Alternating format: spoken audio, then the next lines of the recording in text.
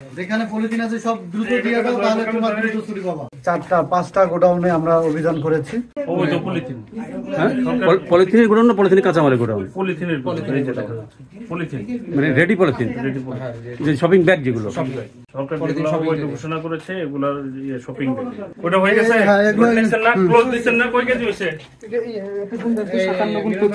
হ্যাঁ এটা কার গোডাউন?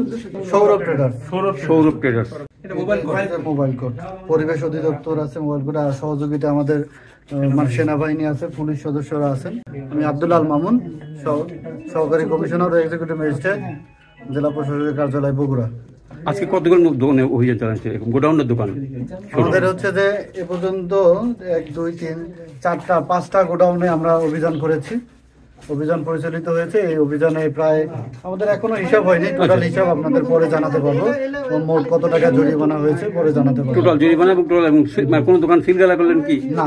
আচ্ছা, এরকম অবৈধ পলিথিন উদ্ধার করে এটা করবেনটা কি? এগুলা সব আপনার আমাদের পরিবেশ অধিদপ্তরের কোটেশন করে ব্যবহার অনুপযোগী করে আমরা এগুলা রাষ্ট্রীয় নিলামের মাধ্যমে আমরা নিলাম করে থাকি। নিলাম নিয়ে কি করবে? নিলাম নিয়ে যেগুলো রিসাইকেল কারখানা আছে, যারা এই রিসাইকেল কারখানা বৈধ কাগজপত্র আছে, তারা এগুলা নিলাম পেয়ে থাকে। মানে পলিথিনটা একবারে যেন নষ্ট না হয়, এটা যেন রিসাইকেল করে অন্যভাবে ইউজ করা যায়। প্লাস্টিক, খাবার দাবার মগ ওগুলা করা, ওগুলা রিসাইকেল করে। একটু দেখেন তো ঠিকঠাক মতো হয়েছে ওগুলা না।